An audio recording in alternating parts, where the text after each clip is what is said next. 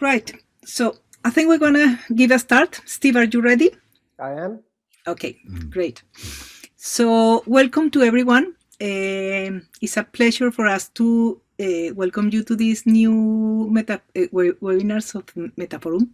We have decided in the steering committee to do this, given the current situation with the COVID-19, in which meeting face-to-face is becoming more challenging, more difficult. So for the time being, we are going to be doing this webinar series. The idea is that we can continue the conversations and develop and get together to find out what people are doing and to share innovations, new publications, new papers, new projects, whatever you consider that is worth sharing with the community. So the idea is that we are going to be doing these webinars for the time being. We have another 5 or 6 planned this year, more or less every 2 weeks. And then after Christmas, we will have the Easy Integration project that some of you are also going to be participating in January. And we'll restart the webinars in mid-January. And then we'll carry on till June, in which we are planning to have the face-to-face conversation, COVID permitting, depending on COVID, but in principle it's going to be in Belgium in June the 11th, and we'll be announcing that in the newsletter and also in the website. So for the time being, in this webinar series, we have Steve Morlidge with us today. He's going to introduce himself in a minute. The rules of the game are very simple. I guess that most of us have been already in other webinars. So what we are going to do is I'm going to facilitate. Steve is going to be speaking for between 20 minutes and half an hour. And then I will ask the participants to start doing questions in the chat, so that when we finish, I'm going to start reading the questions for Steve and ask him to respond to the questions.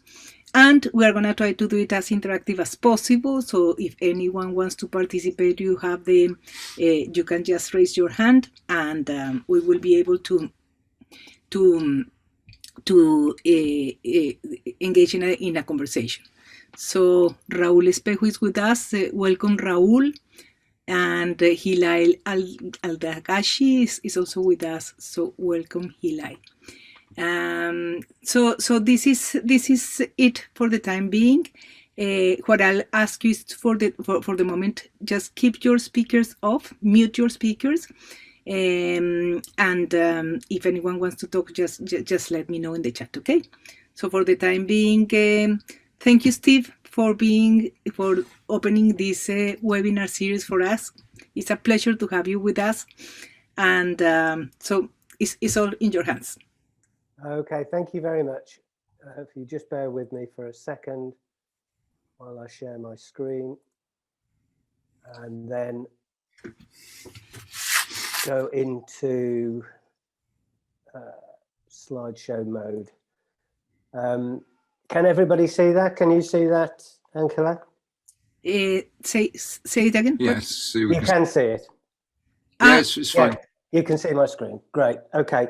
I'm going to be running through this quite quickly because I've got quite a few slides, and it has been known for me to overrun.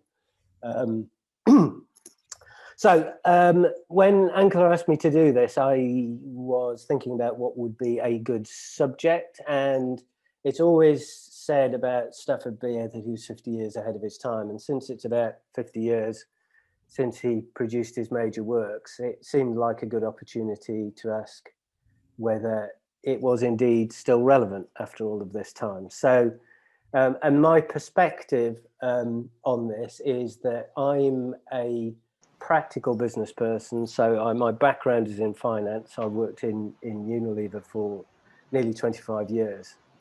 And I came to Stafford Beer's work in the viable systems model through something called Beyond Budgeting, because around about 1998, I got involved in an organization that was seeking to replace traditional financial budgeting, which is the kind of operating system that virtually every company in the world, certainly every major company in the world, uses to control its operations. And without boring you with the details, I got introduced to Stafford Beer's work, which I then decided I needed to study in a rigorous way, which set me on the path to doing the PhD. And Angela was my PhD supervisor, and a lovely supervisor she was too. And I'm not just saying that because she's on this call. I always say that to people. Subsequently, in addition to continuing to work with the Beyond Budgeting Roundtable, which is the organisation which was set up to promote Beyond Budgeting ideas, I've written a number of books, and so all of which, to one degree or another, are influenced by what I learned through studying Stafford Beer's work and specifically my PhD. So what I'm going to be talking, the lens through which I'm going to be talking, as it were, is talking about the extent to which cybernetics, and specifically Stafford Beer and the viable systems model, have influenced the work that I have done over the last 15 years. And without trying to spoil the punchline, I think his work is more relevant today than it has ever been. But there is a bit of a catch. So I'm going to be talking about the relevance of Stafford Beer's ideas through the books I've written and the big ideas that I've used to inform those books.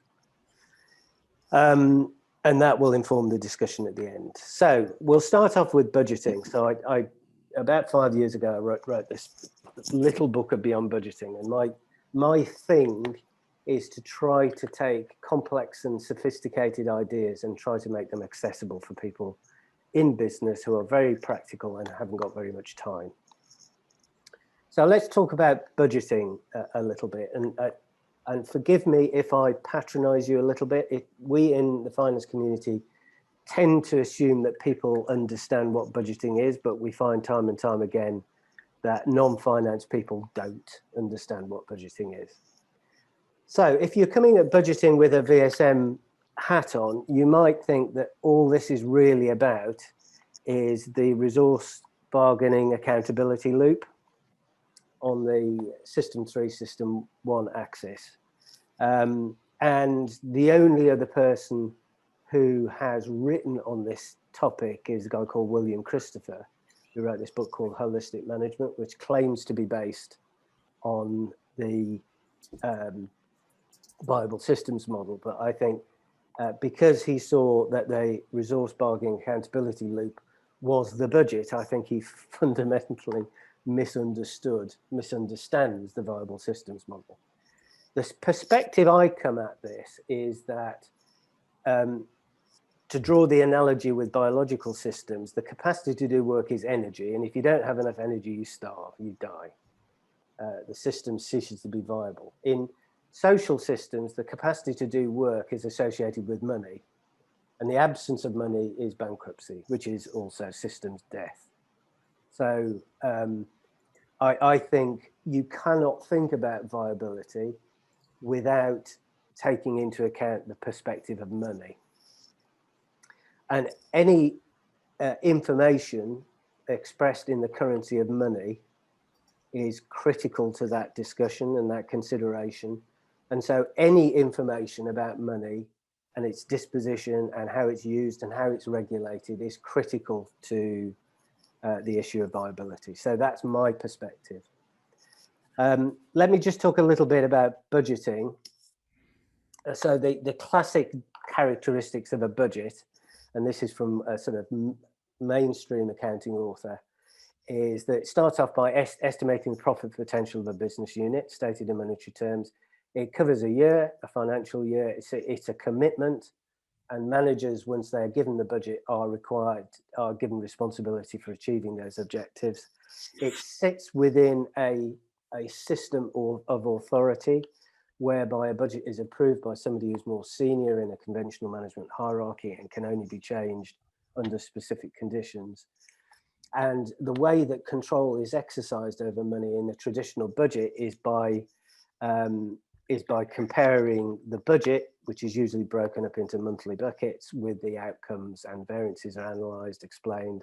And the implicit assumption is if there's a variance, then control is exercised by people coming back to the budget.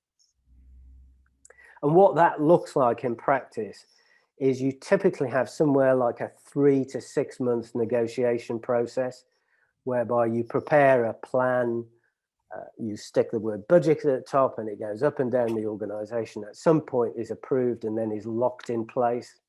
And that holds for a financial year and comes back to a fixed annual target, which is something that the most senior people in the business are prepared to accept. And that during that financial year, actuals are compared to the budget, and the objective is to eliminate the variances. And the budget is doing a lot more than simply allocating resources in the way that we understand on the resource bargain loop. It's fundamentally, it fulfills 6 purposes, and they're trying to fulfill those 6 purposes with one process. So you're setting the target. The budget is at the same time a plan and a forecast. It's a process by which you allocate resources. It's a process.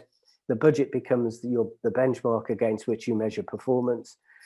In any large organization, a set of budgets which are added together become the means by which you coordinate activity. And more often than not, the budget becomes the basis for incentives, which simply supercharges the process of getting back to budget. But I think the fundamental problem is that budgets can't work.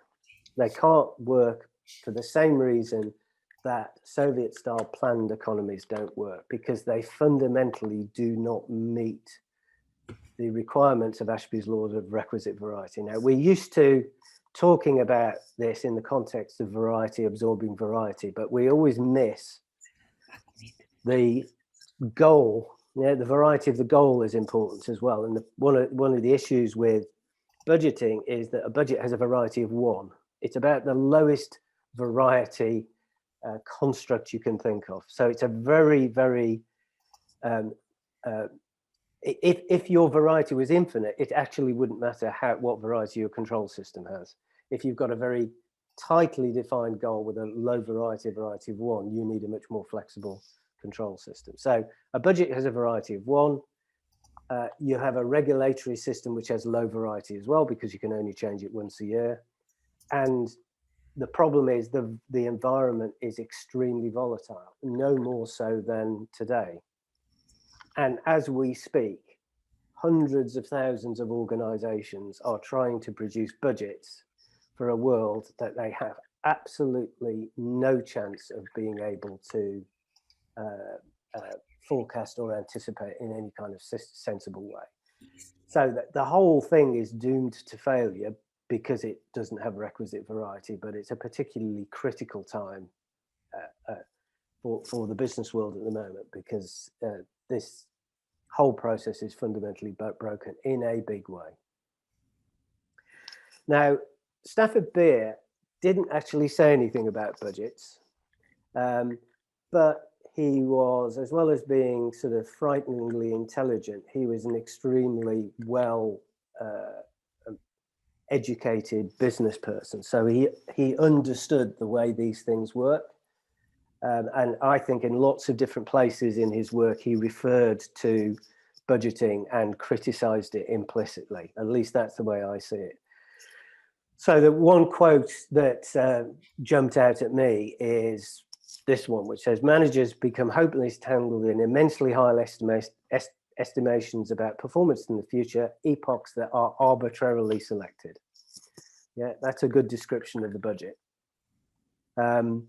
And he goes on to say, and they spend all of this time and energy rationalizing and updating plans, which are constantly falsified by unfolding history, as usually elegantly expressed, but in ways that most normal people don't understand, which is one of the issues.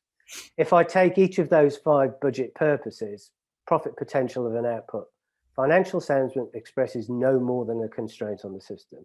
So it is a necessary but not sufficient condition of viability. ROI, if you like, the profit potential doesn't have requisite variety, and the whole system has elastic definitions, can easily be manipulated, because once you start a budgeting process, you set up a game, and it's a zero-sum game, and a lot of managers spend a lot of their time trying to game the system in order to win.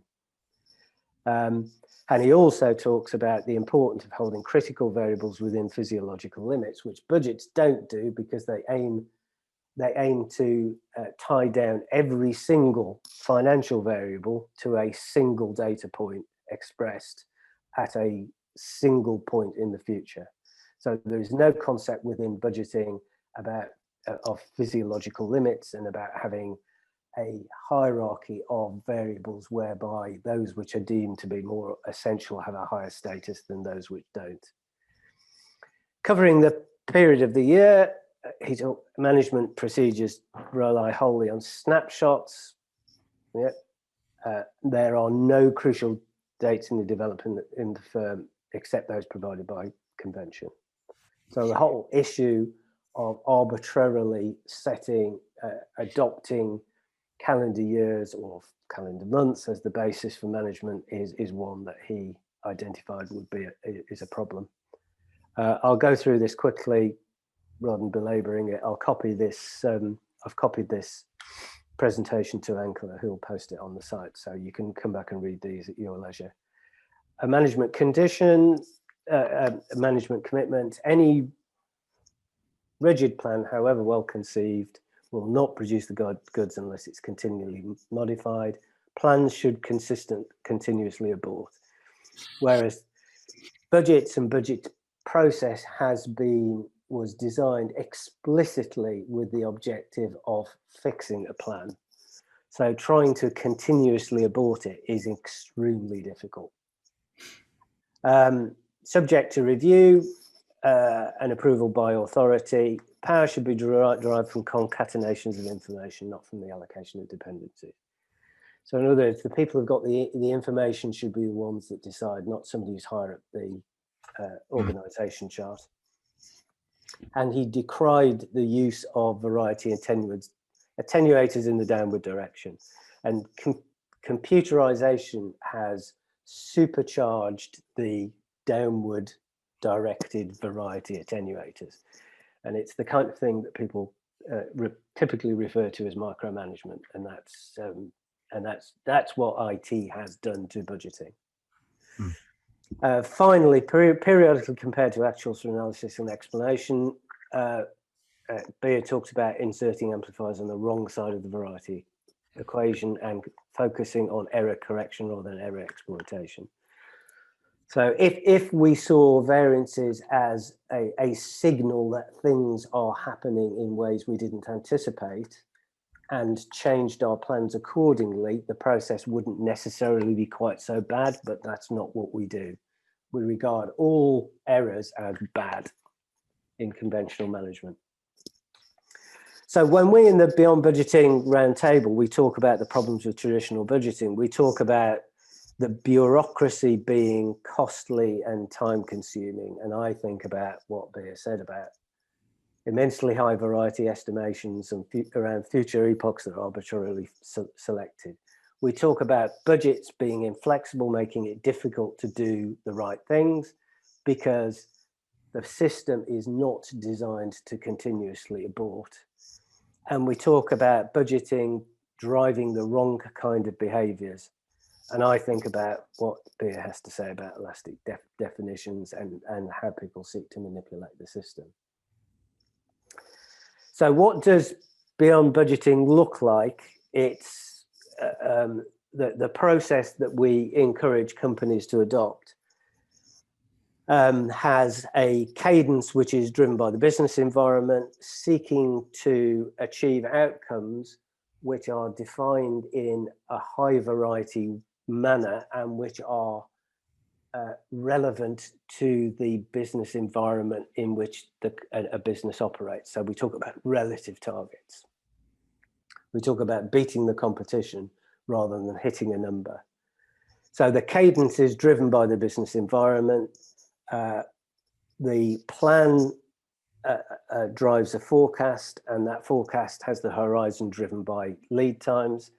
The detail in those plans is determined by the nature of the decisions which people seek to make, and the cadence by which the speed at which those forecasts are updated is a function of how quickly the plans and how quickly the environment in which the business operates changes. And whilst whilst actuals are compared to those continuously aborted plans, the goal is to learn and to improve the model upon which those forecasts and plans are based. They're not there for performance management purposes. So what essentially we're doing is we're saying we still got these 6 purposes to do with setting aspirations, planning and forecasting, allocating resources, measuring performance, coordinating activity and rewarding. But those processes are done in a different way. We decouple those rather than tightly couple them, and we build in our language requisite variety into all of those processes.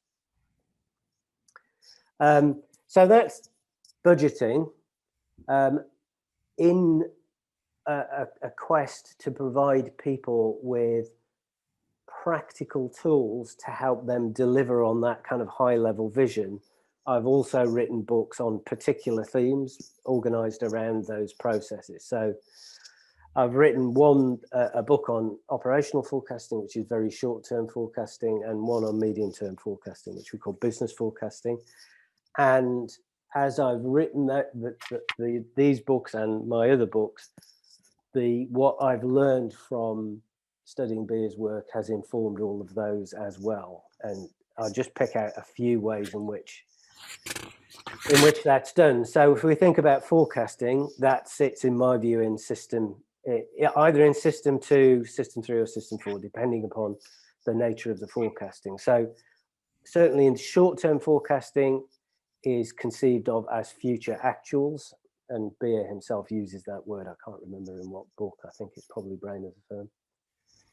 And the reason why we forecast is to compensate for latency in decision making. So if we could respond instantly, we wouldn't need to forecast. It's only the latency in the decision making process that requires forecasting, and the length of the horizon is determined by the latency. So if you've got processes whereby if you make a decision now, it takes 18 months for that decision to have an impact, you need to have a forecasting horizon of 18 months. So it's the latency in the decision-making process which determines the horizon. The frequency at which you forecast is a function of the rate of change. And both of those are a reflection of Ashby's law. So they're Ashby's law in action. The forecasts are generated by a model of the business. So the whole concept of a model and the Cohen-Ashby theorem sits at the heart of forecasting and planning. And forecasts also, in that they sit on system 2, help coordinate actions. And critical to the whole process of forecasting, it's not sensible to talk about forecasting unless you take the feedback loop into account as well. So you need, and it's something which businesses do hardly at all, and when they do it very badly. So you need to understand the extent to which actual outcomes deviate from your forecast, not in order to allocate blame, but in order to understand and improve the model which was used to generate that forecast in the first place. So that's forecasting. I've also talked about reporting and about for me, the issue here is about helping finance people to work out how they measure and communicate forecasts in the absence of budget variances, and also to communicate that in a way that helps their internal audience understand. Because when variances are presented in the form of a vast array of tables, it's extremely difficult for people to understand that and interpret it. So that was what this book was aimed at. In the process, the theme that emerged. So I started off with a very clear idea of what the problem was, without necessarily understanding what the solution was.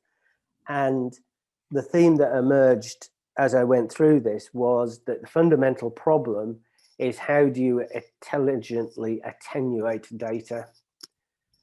Because we have always had, but now more than ever, far more data than you can assimilate. So how do you decide what is relevant, and how do you attribute meaning to that? And the recent developments in neuroscience echo what Beer was saying 20, 30, 40 years ago. So I recently reread Decision and Control, and in that, Stafford talks about how we have a mental model which we project upon the environment. And if you read recent advances in neuroscience, basically say the way that we make sense of the world is we create a mental model, then we sample the world. So when our eyes move around, we are sampling data from the world. We compare that to our mental model, and we adjust that mental model based upon an understanding of those errors. And we call that adjusted, corrected, improved mental model reality. So that's what neuroscience is saying about the way we perceive the world. And that's what Beer anticipated 20, 30, 40 years ago, which is utterly stunning. And that's the model which I encourage people to adopt when they're producing performance reports for people in businesses. You are not only the conscious of the business, you are also the what's the word I'm looking for? You are the eyes of the business. You are the consciousness of the business, and you are processing information on behalf of the business, on behalf of the business system, in the same way that using the same kind of stratagems that our brain uses to make sense of the world. And as part of that, you need intelligent filters to attenuate environmental variety, which otherwise would be overwhelming. So that's the first half of the book. The second half of the book is, how do you communicate that? And this is where transduction comes in. So Beer says different levels of recursion have different language. And so what I'm seeking to do is to encourage information professionals, and particularly people in finance, to adopt a language which human beings share. And the one which is common to human beings is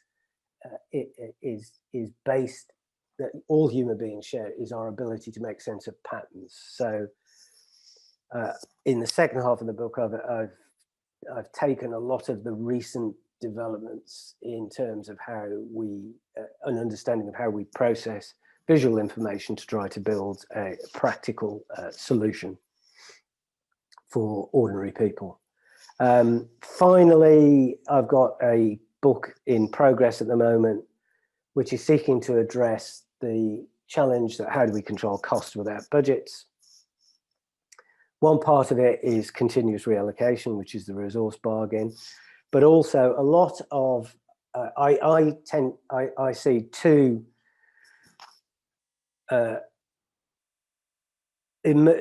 increasingly dominant paradigms for cost management,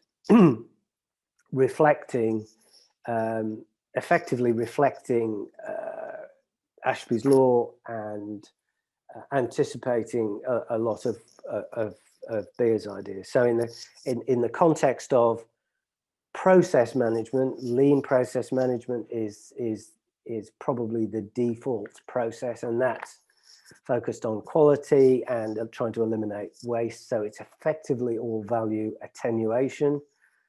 So that's in the system 1 space. In the system 4 space, you're doing the exact opposite. What you're trying to do is to explore possible future environments. So you have to have a process to explore potentiality in an intelligent way, which is about amplifying variety, searching the possibility space, and then selecting on rational criteria.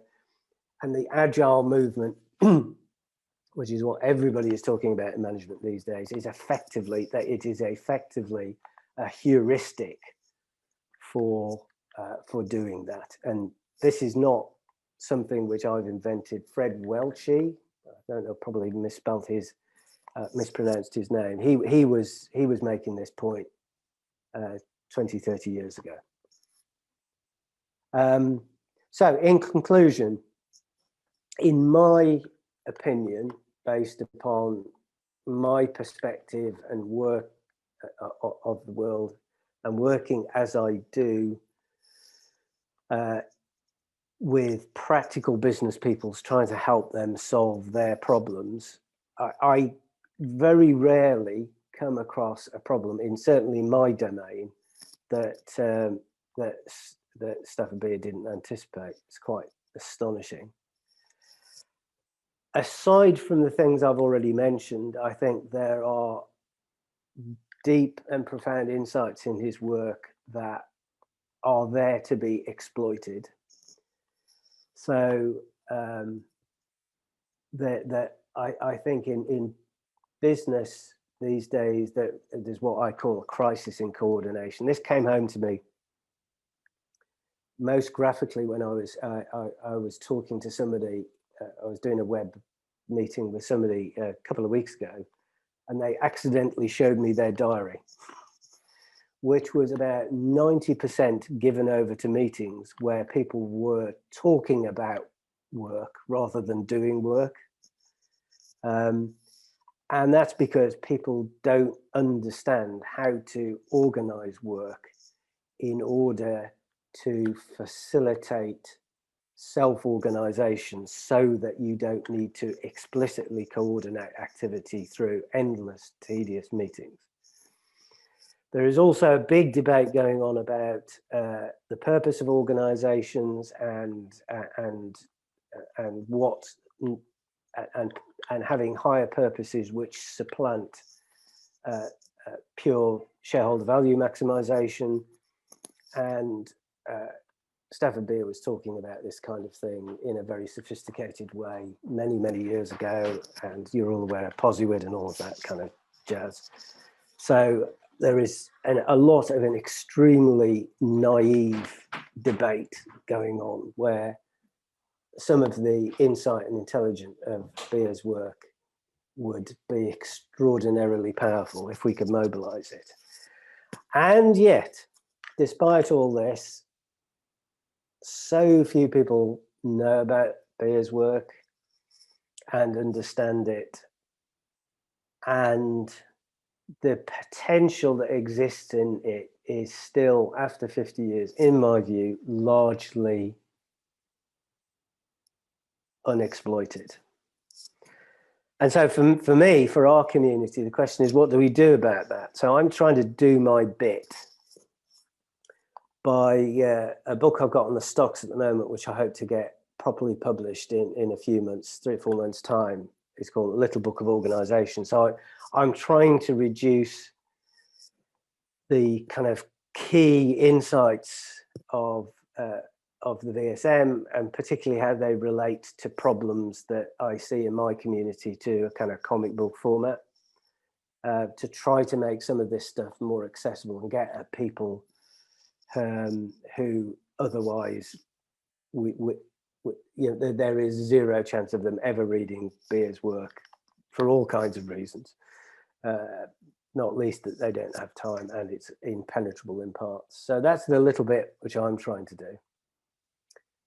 So I'm going to stop there. I've slightly overshot, but not by as much as I thought I would. So I guess for me, as far as this part of the meeting goes, I'd be interested in any questions you might have in terms of understanding, if I haven't made myself clear.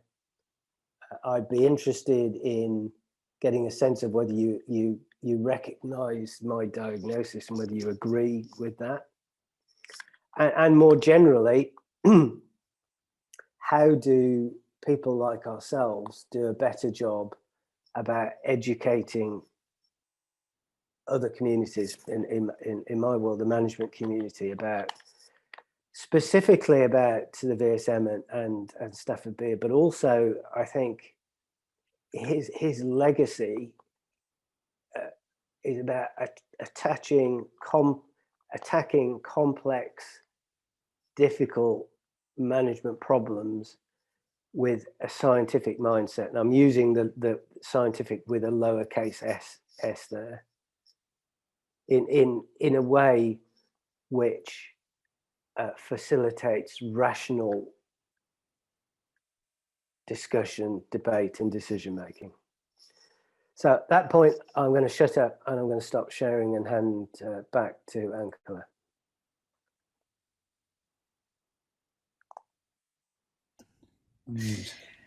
Well, thank you very much, Steve. Really interesting presentation. And I can tell you, I do enjoy very much. I have enjoyed very much your recent book, and I would recommend it strongly people to get access to it. You didn't mention how to get access to the book. Can you explain to us? Yes, I can send you a link. At the moment, I've published it through a digital publishing platform, which means you can view it as a flip book. So I'll send the link to Angela. So if anybody's interested in that, they can access it through there. But as I say, I hope to publish it more formally through as a hard copy within the next 3 or 4 months, and I'll certainly let Angela know when I've done that. Okay, we can announce the link in the Metaphorum webpage. Yeah. Yeah. So people can access it if they are interested. So so we will open the conversation now. We have already 4 people asking questions in the chat. So we'll start with these 4 questions and then invite anyone else who wants to participate in the conversation. So Trevor, would you like to start the conversation?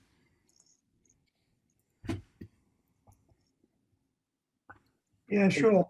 The question I asked Steve was, what are the main barriers to people applying this stuff? I mean, like, you've been beautifully communicating this for a very long time, in my view, but why is it so difficult to get traction with it? I think, I mean, there are lots and lots of reasons, but if you like, I think the most fundamental reason is to do with mindset. And I'm going to steal an idea from John Seddon, who's one of the people we kind of work with in the Beyond Budgeting community, and which many of you will know and will have no doubt strong opinions about, as do I. But one of the things which I think I think he's right about, he would of course say he's right about everything, but he talks about 3 different processes by which you bring about change. You talk about coercion. So there's coercive change, there's rational change, and there's normative change. And his view is that the fundamental change is always normative change. So a normative change is a change in the mental models that people have through which they view reality. And if it's the case, and if it's the case, and it is, that virtually everybody in a management position within certainly large organizations has been taught to think about control, about how organizations work and how control is exercised within organizations within one particular mental framework. However much you rationally try to persuade them otherwise, you will never get them to fundamentally change what they do and what they hear and what they see unless you can bring about normative change. So you need to create the ability for people to see the world through another lens. And you can't tell people to see the world differently. They have to, that process of changing their mental framework and their perspective on the world is something which only comes experientially.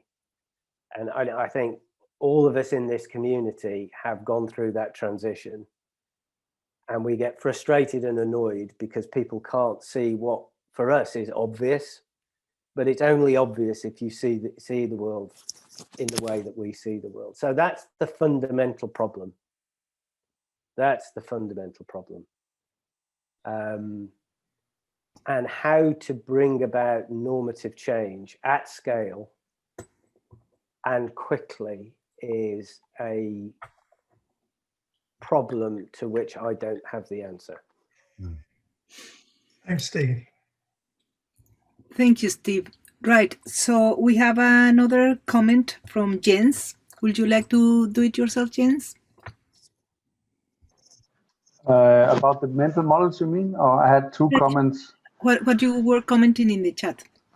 Yeah, I think it's a very interesting point, and I have been working with Marlix for twice, 4.5 years. And we worked with Professor Fester from Munich, his eco-policy model, in order to teach managers to understand their model, understand this system and focus. So I think this whole thing is really at the core of facilitating, a good managerial education.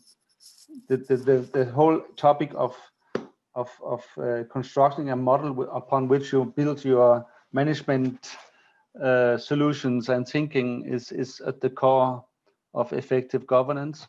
And I just was reminded of a book which a colleague of mine, co-founder of the Nordic Building Future think tank, wrote.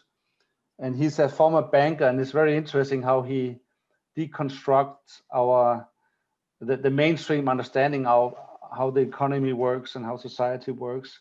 And the main point of his main message is what we have today is also somehow constructed.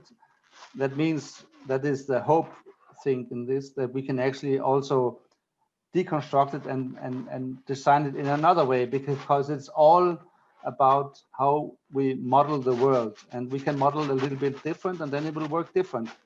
So the whole notion about the free market and of course effective cybernetics in the free market is not really a clean cut what do you say ideology or clean cut. It's not clean, it's also constructed.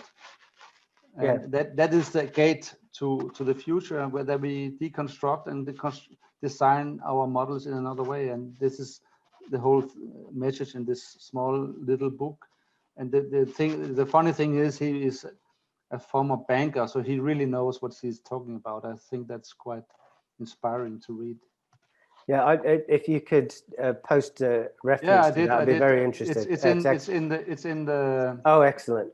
It's a London-based Swedish philanthropist, and he's also supporting the think tank Perspectiva, which the British Grandmaster of Chess, Jonathan Rawson, is director of. Oh, right. So What's his name? A really interesting space. What's his name?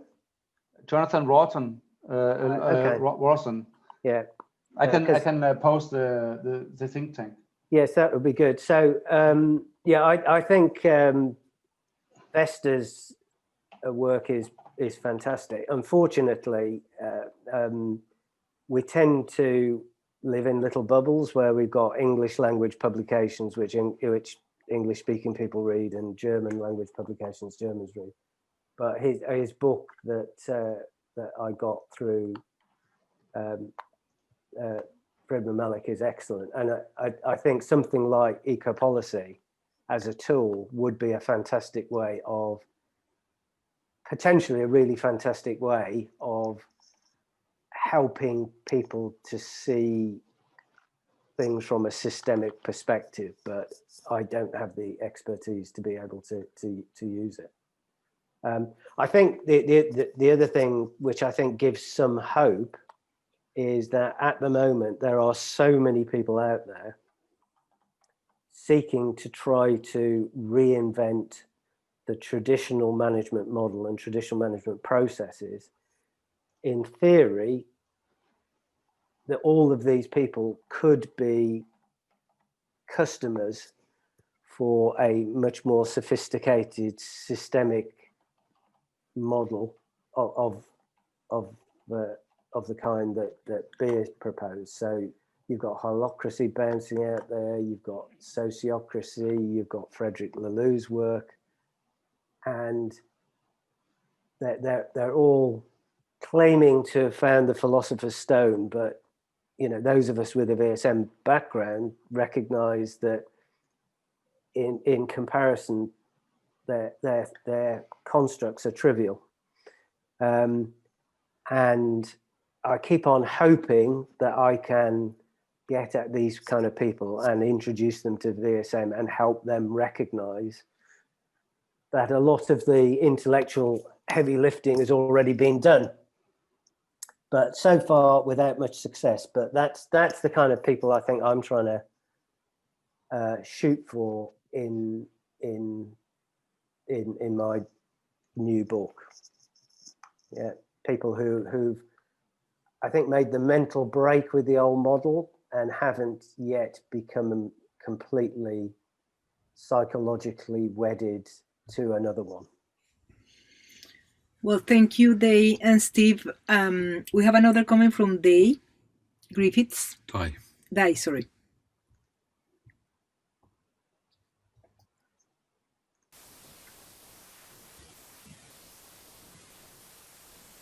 We can't hear you, Guy. I know you've unmuted, but I can't hear you.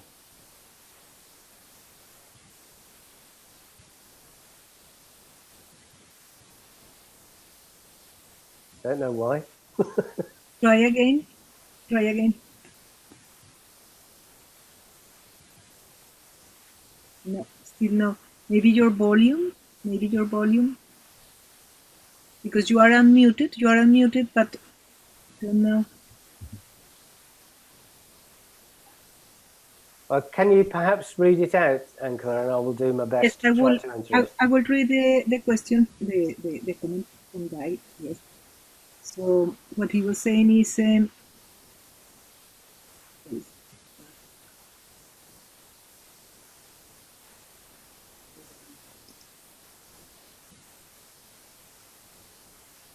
yes, to make all this work, what has to happen to the patterns of communication in the organization and to its system for apportioning blame?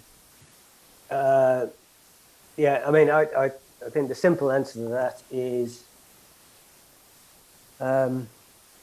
seeing difference as an opportunity for learning rather than, as you say, a mechanism for apportioning blame. And I think it comes back to what we've just been talking about, is that the traditional model was, I think Beer actually says this, is a mechanism for apportioning blame. And all of the information processes that take place within an organization that's founded upon that principle see difference, error, change, see that as a problem rather than a learning opportunity. So I'll just give you an example, which is from in the context of forecasting.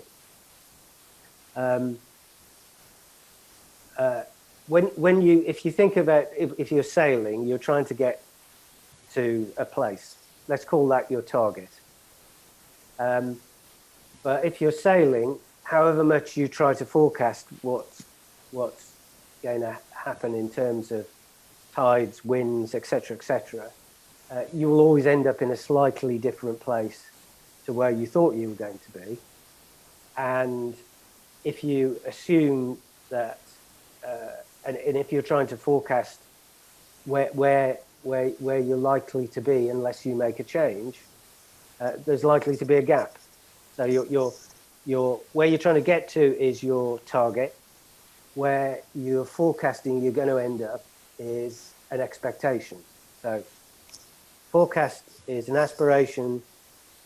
Sorry, target is an aspiration. Forecast is an expectation. There is a gap between the two. From a sailing mindset, you say, that's great. That gap is giving me, it's providing me with information. It's telling me, unless I do something different, unless I make a different decision, I'm not going to end up where I want to get to. So that's the mindset which we bring to sailing. You take exactly the same process in business, and if you produce a forecast which says you're not going to hit a target, immediately the business is up in arms. They're looking for somebody to blame, because that gap is not seen as useful information to help you make a decision. It's seen as a failure.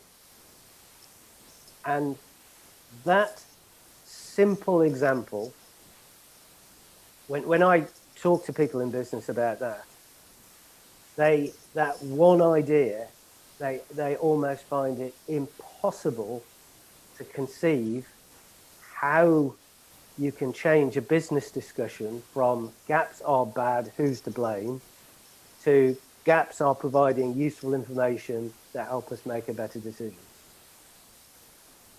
It's that one, I have one slide which I use over and over again, and usually the conversation revolves around, we see exactly what you mean, Steve, and you're absolutely right, but I can't see any way in which we can have that kind of conversation in my business. And we're not going to have that kind of conversations unless the mental model changes. It fundamentally boils down to that. Because managers, particularly senior managers, the way they think they control the business is they set targets and they hold people's feet to the fire until they deliver on those targets. That is the conventional management model. And unless you can help people to see that that's not the solution to the problem, that is the problem, and that there is another way of looking at the same information in a much more constructive way, getting change is extraordinarily difficult. I don't know whether that was what was behind your question, Guy, and whether I've answered it. Thank you, Stephen. Thank you, Dave. We have another question from John Lee.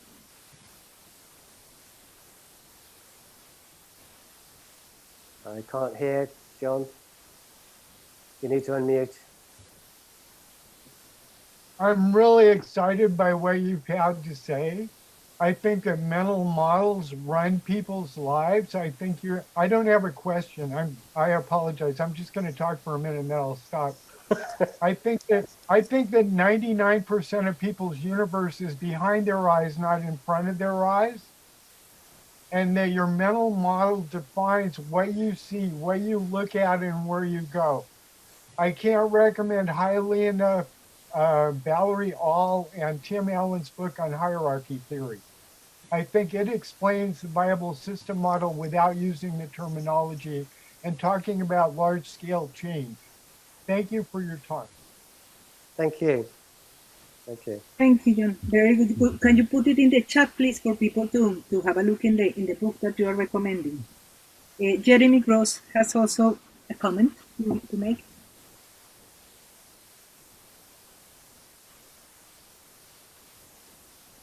I think you need to unmute, Jeremy. Hello. Hi. So there's a cooperative group in New Zealand called the Inspiral Foundation, and they're more like a cooperative of cooperatives. But they wanted to come up with a budgeting tool that would be non-hierarchical because their entire structure was non-hierarchical. So they came up with a software tool in-house that they called CoBudget, and it proved so much to their liking that now they offer a beta of the software to people who want to use it. And I think it's a very clever way to do budgeting that accounts for the variety of an organization in a very interesting way.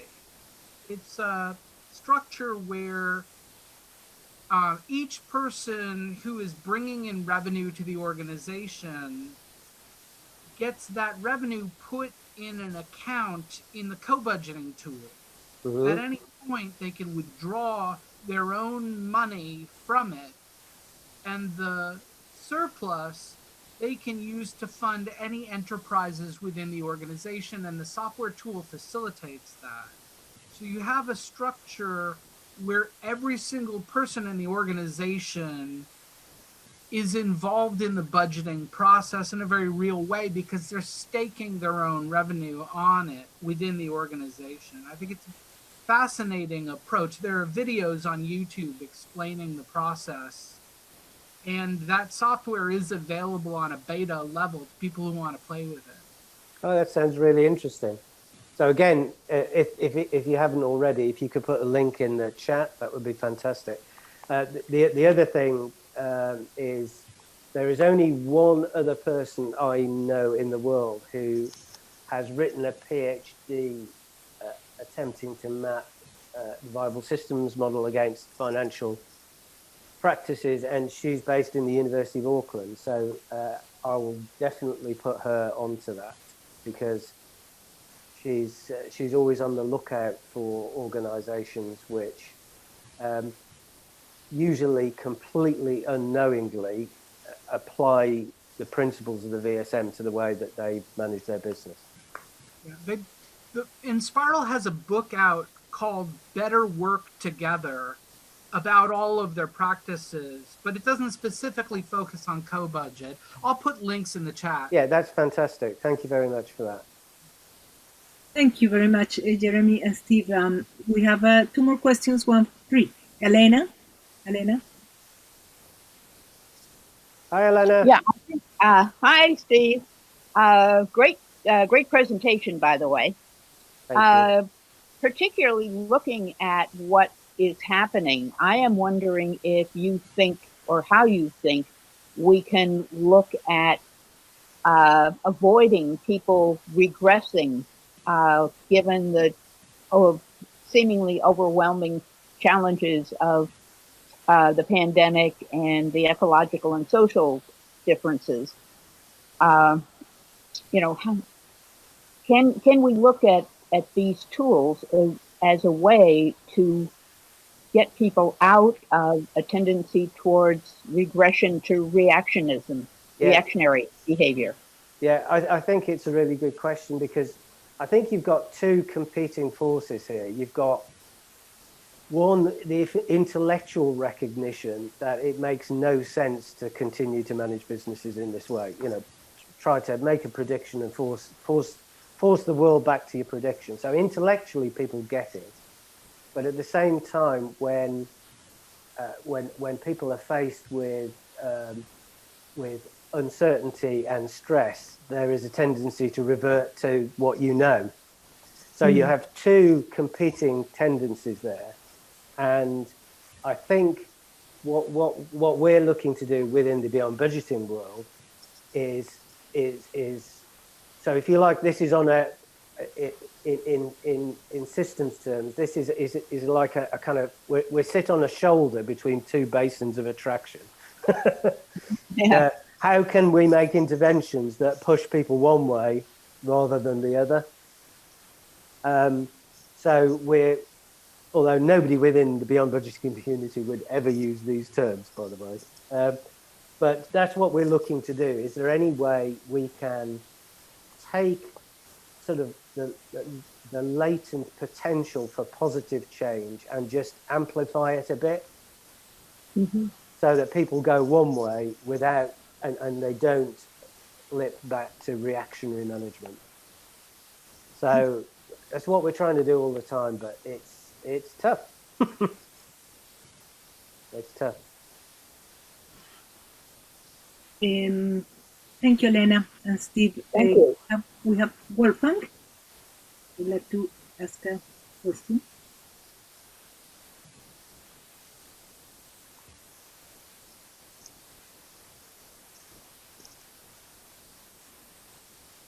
I don't know if Wolfgang is still around, or he may have. Yeah, you see. Yeah. So Wolfgang is your. Yeah.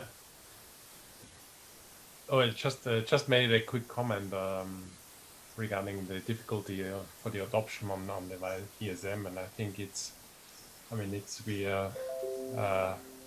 think there are some dynamics not favorable to us. First of all, I think reading.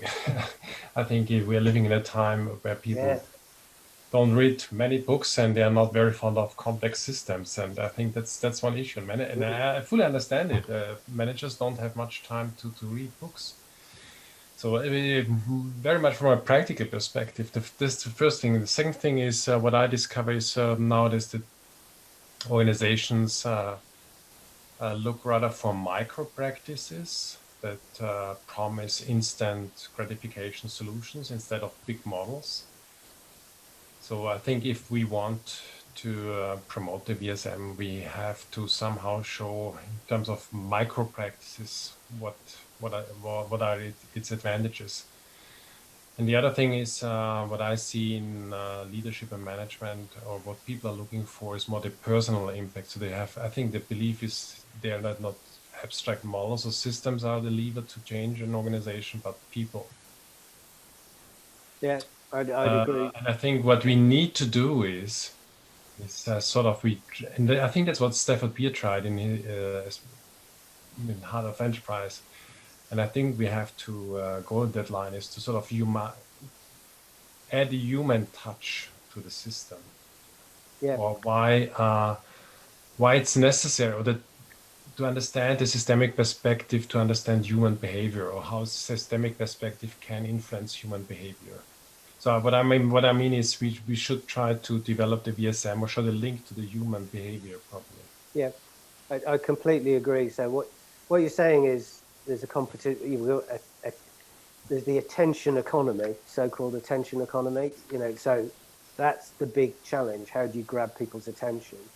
And as you say, the other thing is instant gratification and micro solutions. So I've tried in the book that I referred to.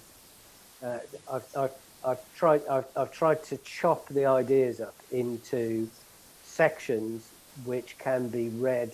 Each section can be read within 3 minutes. It's supported by a picture, and so quite a lot of people say to me, "Who did your artwork?" Mm. Sadly, it's me. It's just 15 years of doodling through lectures and school lessons. It just really crude, but pictures that, some people some really clever people have said, I just looked at the pictures and they didn't look at the words. So I've deliberately tried to do that, which is with the idea that in order to grab people, you've got to get an idea across in 5 minutes or less. I've also tried to build on something that Elena did years and years ago, which is the personal VSM, because it just struck me that one way to try to help people to understand the VSM is to have them frame their own life within the VSM. So, for people to talk about, the systems ones are all of those different bits of things that you do which compete for your attention: home, work, hobbies, etc., etc. Systems 2 is work-life balance. How do you balance all those things? Systems 3 is where do you get your resources from? Where do you put your resources to? And system 4 is personal development. And system 5 is identity or sense of self. So trying to get people to, I think that's potentially a really, really powerful way of trying to get the VSM across, to ask them to map it on themselves and help them to see how it helps helps you to think about and structure the way you think about yourself. So, I mean, that's just one way of trying to bring the human dimension to it. You know, if we see the world as populated by VSMs, does that help? And society works like a VSM or whatever it is. It's touchable. And they're all overlapping, and you know, so it's not hierarchical. It's everybody's domains overlap, and so it's a multi-dimensional thing. So I'm now waffling, and I'm going to shut up. Just a quick comment. I liked your comment on actually. It's all there in the VSM. All the latest management fashions and fads are somewhat included, and you already can predict with the VSM what are the weaknesses of this. Yeah. I think we should exploit that a bit more. I mean, as I said, and you could argue why it's worthwhile to study the VSM, because actually it saves your times and it prevents you from making errors. Yeah. And I think that's the message that we should get across, and I think that's marketable. Yep. Well, thank you very much, Wolfgang and Steve again. And we have a last comment from Pedro Pablo and from Orville, the last two questions. So we're a little bit late, so I mean, anyone who needs to go, just feel free to go. Everyone that wants to stay, please, we have just the two final questions. So Pedro Pablo. Yes, so nice to see all the community together again. And I have some questions. I find quite interesting the analogy that you made with the sailboat, and when you say that you plan where to go, you do your forecasting, and then you get somewhere near, but not exactly to the place where you want it to be. Being a sailor myself, I can relate that on the process of decision making, and I can see the issue of path dependence. I mean, you do your forecast on weather, currents, etc. You set your sails, and from there onwards, you deal with the consequences of your choices. Bringing it back to management is pretty much what you said. I mean, you do your forecast, you plan your budgets, and from there onwards, it's a matter of adaptation based on these first decisions, because as when sailing, there is no time to go back and run new forecasts and deal with the situation as the situation is unfolding. Yeah. But what is interesting there, and I wonder if you include that, somehow you kind of answer the question when including the human dimension, is all the subjective issues related with the process of decision making, because as in sailing, you set your sails, you do your plans, and you carry on. But there is quite a lot of emotional issues and experience issues and subjective issues related with that decision and how do you make the decision. In management, yes, you have the technical approach, and then you have your forecast, your projections, your numbers, and technically it should be easy and in a way a rational process making the right decisions. But in reality, what happens is that even though you have the numbers and the projections and the figures, it's quite a lot of games of power and politics when making the real decision, and particularly in budgeting. Yeah. I wonder how this dimension, subjective dimension, is included in your book. Well,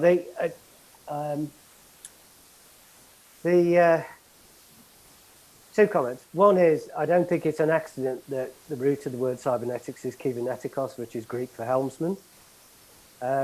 Secondly, I think one of my experiences, and this I'm now talking to communication and transduction and the concept of shared consciousness in businesses. I ran a Beyond Budgeting project in Unilever, and two of my people on my team who I rated very highly, they were working in our Canadian business, and I said to them, these are people who produce the numbers, and I said to them, how's the business doing? And these two people the people who prepared the numbers, they said completely different things. And it just made me realize that the way that we normally produce information with numbers and tables, we assume that because we have one set of data, which at the level of data is unambiguous, that people will interpret that in the same way and construe the same meaning, and consequently will come to the same conclusions.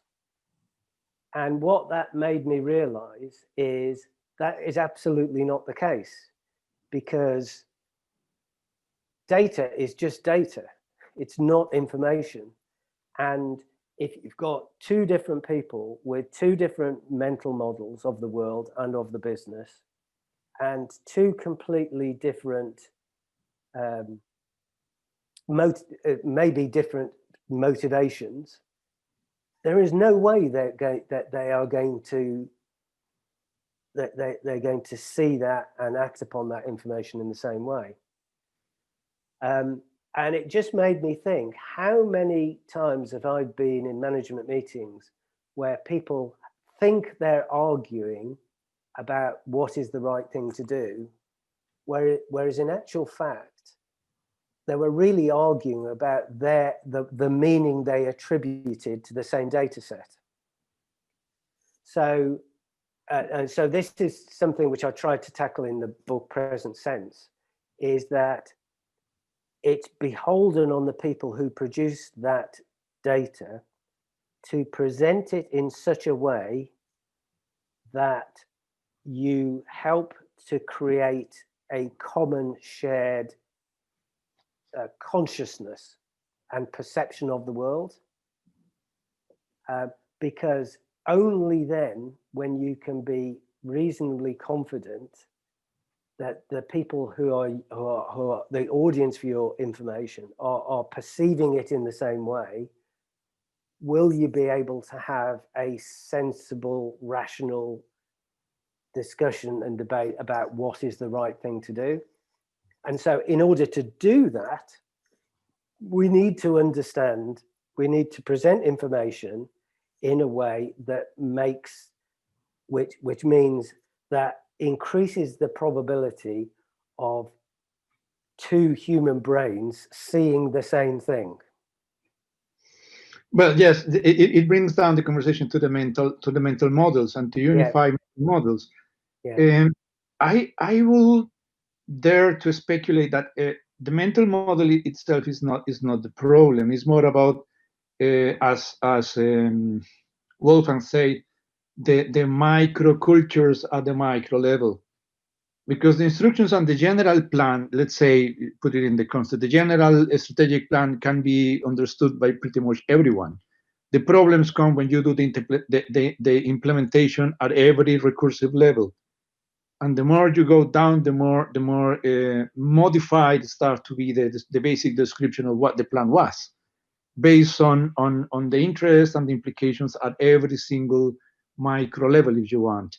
And I think that the problem comes with the incorporation of this micro level interest into the description of the big plan. I think that this way going up is missing. And what is very evident, particularly in conventional management, is the way down. I mean, I have the big plan and I send the picture of the big plan to every single level. If I do my work correctly, I will translate that big plan into the terms of the language of every single level. But I don't consider the interpretation and the implication of at each level coming up to generate this feedback in the design of the model. Yeah. So I think that's right. I think where I'm coming from is not to try not to treat those microcultures as a something that exists which cannot be I'm trying to use an alternative which can't be influenced. Microcultures don't just happen randomly. Those microcultures are created by the system and the system conditions in which those people work. So how do you create a set of system conditions which promotes a healthy, aligned set of microcultures? Because it's inevitable there will be microcultures. The question is, to what extent are they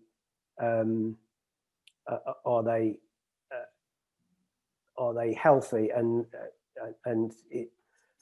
to what extent are they pathologically autopoietic, to use that term? So how do you create a set of microcultures which sit happily within the construct of the macro culture for the whole business? Yeah, you're making me think about one of the communication channels between system 3 and the system 1s, which is the presentation of identity. Yeah. And so it's how do you create, one of the things which I'm very interested in is how do you create the conditions for effective self-organization? And I think this is one area where the military understand this. Yeah. So it's called, so I've done a lot of research into something called mission control. It's very difficult to talk about because the people who mastered this first was the Wehrmacht. So, but now it's kind of adopted as kind of standard practice across Western military, across the Western military organizations, which is how do you encourage an army organization made up of semi-autonomous units? How do you have them self-organized in such a way that the overall mission is achieved effectively? And I think there's a lot of practical learning within that we can use and apply, and in a way that's doesn't involve killing people. I'm gonna have to stop this conversation because people are all going, and we have one more person who wanted to make. Yeah. So Arthur, would you like to comment what you wanted to say?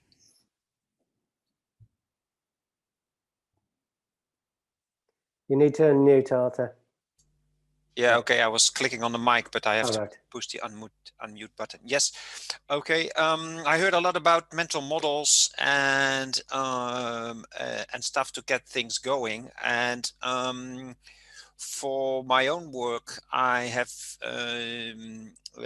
modeled KLM, Royal Dutch Airlines, in a VSM manner, and it seems to sort of get the message to them. And I can share my screen, and then I can show you an example on how you can convey your message on the usability of the viable system model. So is that fine with you, Angela? Okay, see if this works. If I do share screen, and then I take this one, and then, okay, so you see my screen? Yep. Okay, great. So the interface shows all the components and all the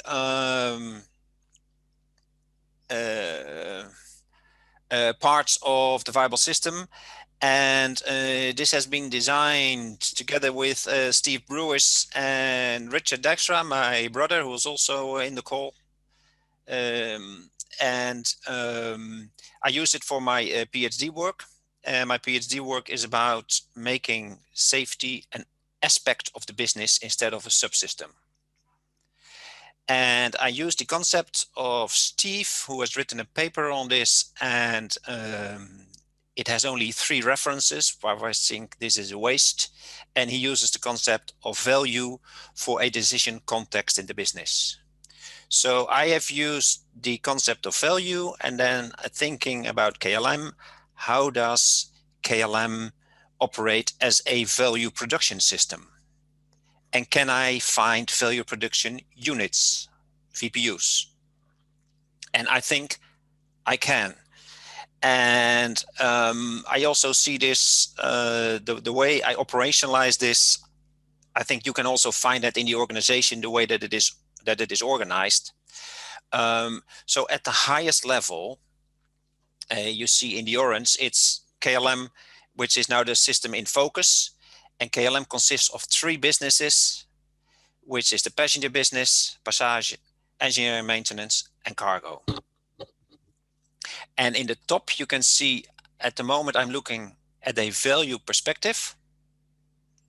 And then because you all know the layout of the viable system, you have system 4 on the top left with the environment. Below there, it's the system 1 connecting to the environment. So the navigation model is in the middle. And on the right hand side, I go from system 5, system 4, 3, 3-star, and 2. And each also have tabs as placeholders for the homeostats that are all present in the viable system, but I don't have them filled out because they are not very, they do not add to this to my project.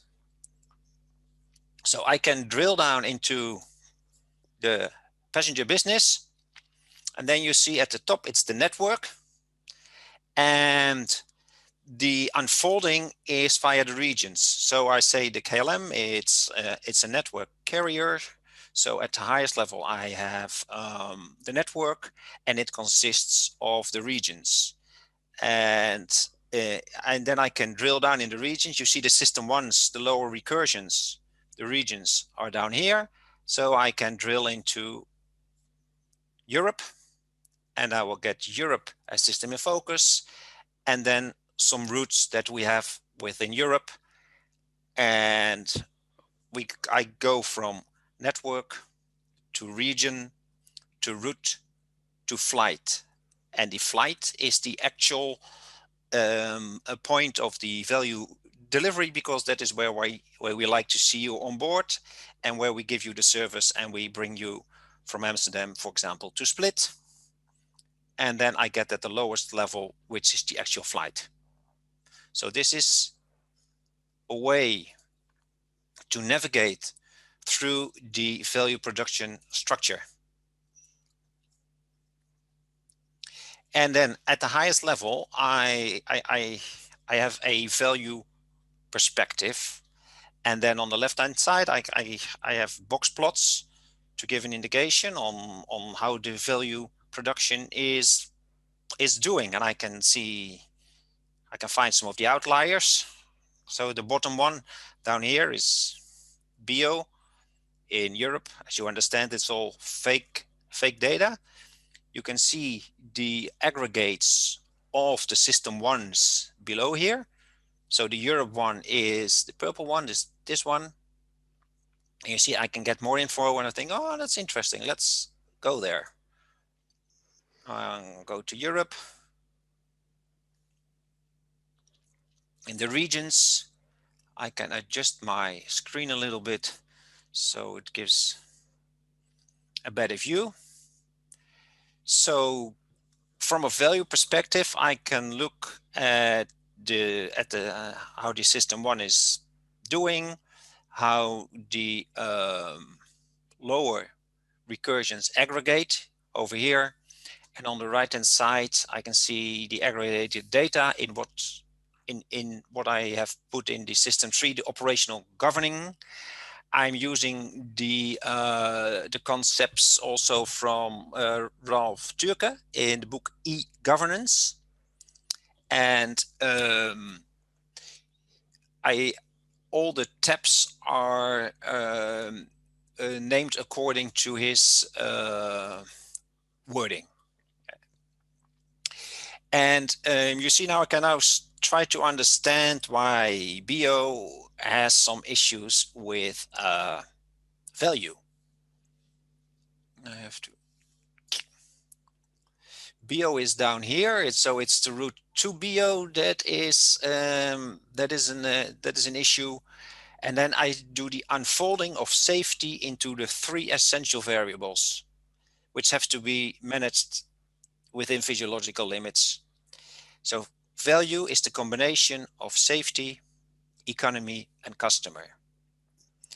And for pilots, it's quite normal to think in terms of safety, cost, and passenger. That is the kind of set of variables that we trade to optimize our service. So I have used this concept all the way down from the flight up to the network. And I see then in safety, there seems to be an issue here that BO is quite low. So then I can switch, staying at this recursion, at this system in focus, I switch to safety, and I can try to understand what is the issue with safety. And I see some of the operational threats as part of flight operations, ground operations issues, occupational safety issues, environmental safety issues. And then I can try to understand what is wrong with the value at this system in focus. On the other side, I have another kind of visualization to represent the performance with respect to the safety, the economy, and the customer. I can order them in their respective performances, and the idea that I have is that I want to use this model and have a focus group conversation with 4 people at least, 1 representing safety, 1 representing economy, 1 representing the customer, and 1 who is from the network, because it is by opening and closing routes that we configure our network, and we try to use the resources that we have to generate the most value. And now back to the idea of the mental model. This helps for people to see how the topics relate in the larger picture to a value production concept, and how the VSM helps you to create the decision context for the business decisions. And well, if they react positively and I write about it, then this is a way to finish my PhD, and then afterwards we can make this into some more serious software. So that is what I wanted to share you, that it is possible to operationalize, I think, any business if you start with the idea of value production and what are the value production units, and then using something like this. It has helped, in my case, to get attention.